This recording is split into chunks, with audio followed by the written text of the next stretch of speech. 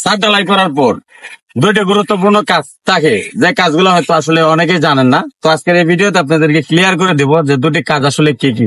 Hello everyone, আসসালামু আলাইকুম। রুজেল ভাই পেজ থেকে আপনাদেরকে শুভেচ্ছা এবং স্বাগতম। তো দেখতে পারতেছেন আমরা কিন্তু কালকে যে ছাদটা ঢালাই করছিলাম, এই ছাদের উপরে কিন্তু আমরা এখন অবস্থান করতেছি। তো আমার পিছনে কিন্তু অলরেডি ছাদ পরিষ্কারের কাজ চলতেছে। তো আপনারা আসলে আমি বলছিলাম যে কথাটা আপনাদেরকে, ছাদ ঢালাই করার পর দুটি গুরুত্বপূর্ণ কাজ থাকে। দুটি গুরুত্বপূর্ণ কাজের মধ্যে একটি হচ্ছে ছাদটাকে সুন্দর করে ফিনিশিং করে ঝাড়ু দিয়ে গোলাবান দিতে হয়, এবং সাইড দিয়ে ইট ধরেন বা মশলা দিয়ে বান দিয়ে দেন, যেভাবে পানি তৈরি করার জন্য কিন্তু কাজটা করতে হয়। তো আমি আজকে আপনাদেরকে কমপ্লিট করে দেব। যে আপনারা আসলে কে কোন পজিশনে কাজ করেন আমরা জানি না। তো আমরা যে কাজগুলো করতেছি আমরা এর উপর ভিত্তি করে আপনাদেরকে ইনশাল্লাহ ভিডিওতে বুঝাবো। তো প্রথমত আপনাদেরকে যদি আমরা ক্লিয়ার করে দিই, দেখেন আমরা কিন্তু ছাদটাকে সুন্দর করে পরিষ্কার করছি। তো পরিষ্কার করার আগের কাজগুলা কি, এটা হচ্ছে আপনারা দেখেন আমরা চতুর্দিকে কিন্তু আমরা অলরেডি 5 ইঞ্চি করে ইট ধরে দিছি, প্লাস এদিকে দেখেন ওইদিকে কিন্তু আমরা 3 ইঞ্চি করে একটা ইট ধরছি। তো আপনাদের প্রশ্ন থাকতে পারে চতুর্দিকে 5 ইঞ্চি এই সাইড দিয়ে আমরা কেন 3 ইঞ্চি ইট ধরলাম। তো এদিকে আসলে 3 ইঞ্চি ইট ধরার কারণ হচ্ছে আমাদের ছাদটা যেহেতু 1700 ফিট স্কোয়ার, এদিকে কিন্তু ডাউন করছি আমরা। দেখেন আপনারা আমরা কিন্তু 2টা পাইপ দিয়ে পানি নামানোর জন্য পদক্ষেপ নিছি। তো এদিকে যদি আমরা 3 ইঞ্চি করে ইটগুলা না লাগাই, তাহলে কিন্তু আমাদের পানিগুলা এদিকে ওভার হয়ে পানি ইটের উপর দিয়ে পড়তে পারে। প্লাস আপনারা যদি 3 ইঞ্চি দেয়াল করতে ভয় পান, তাহলে কি করতে পারেন, যেদিকে আপনাদের ছাদ গুলা ডাউন থাকবে এদিকে কিন্তু আপনারা 2টা ইট দিতে পারেন 5 ইঞ্চি করে। তো আসলে আমরা 2টা দিই নাই, আমরা একটা ইট দিছি 3 ইঞ্চি করে।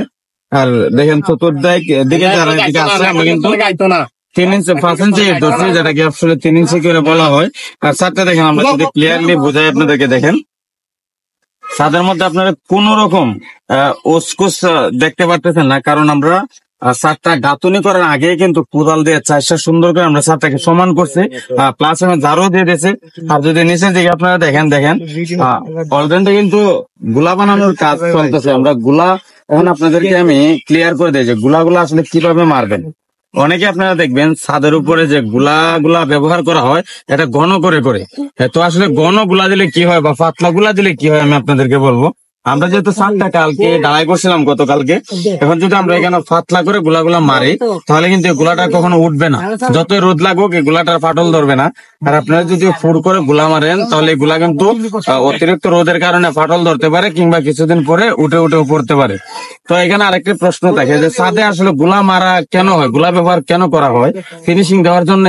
আসলে না, ছাদে গুলা ব্যবহার করার কারণ হচ্ছে আপনি ছাদ ঢালাই করার পর ছাদের মধ্যে যদি কোনো প্রকার ছিদ্র হয়, বাইচান্স বলা যায় না, হইতে পারে, আপনারা যখন পাতলা গুলা দিবেন তখন কিন্তু ছাদের যে ছিদ্রটা আছে ওই ছিদ্রটা গুলা দিয়ে বন্ধ হয়ে যাবে। এই কারণে আসলে ছাদের মধ্যে গুলা মারার বিষয়টা। আর আপনারা যদি ঘন গুলা ব্যবহার করেন, তাহলে কিন্তু ছাদের যে ছিদ্রটা, যদি বাইচান্স একটা ছিদ্র হয়, ওই ছিদ্র দিয়ে কিন্তু ঘন গুলাটা ঢুকবে না। এই কারণে আপনার ছিদ্রটা পরে থাকতে পারে, সেন্টারিং খোলার পর দেখবেন ছাদের নিচ দিয়ে কিন্তু পানিও লিক করতে পারে। এই কারণে আপনাদেরকে আমি বারবার রিকোয়েস্ট করে বলবো, আপনারা যারা ছাদের উপরে পানি দেওয়ার জন্য করবেন, অবশ্যই যে গুলাটা ব্যবহার করবেন এটা পাতলা করে ব্যবহার করবেন, তাহলে গুলা কখনো উঠবে না। প্লাস আপনাদের কোনো ছিদ্র টিদ্র থাকলে ব্লক হয়ে যাবে। আর একটা বিষয় হচ্ছে, শুধু ছাদ পরিষ্কার করে যদি আপনারা করেন তাহলে কিন্তু হবে না।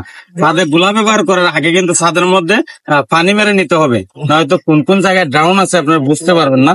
আর যদি পানি তাহলে কিন্তু আপনাদের গুলা শুকিয়ে যাবে, তখন কিন্তু গুলা কাজ করবে। আপনাদেরকে রিকোয়েস্ট থাকবে, গুলা মারার আগে অবশ্যই ছাদটাকে সুন্দর করে পরিষ্কার করে পানি দিয়ে ধুয়ে নেবেন, তারপর গুলা ব্যবহার করবেন। আশা করি আপনাদের ছাদগুলো অনেক সুন্দর হবে। ভালো থাকবেন, সুস্থ থাকবেন। আসসালামু আলাইকুম।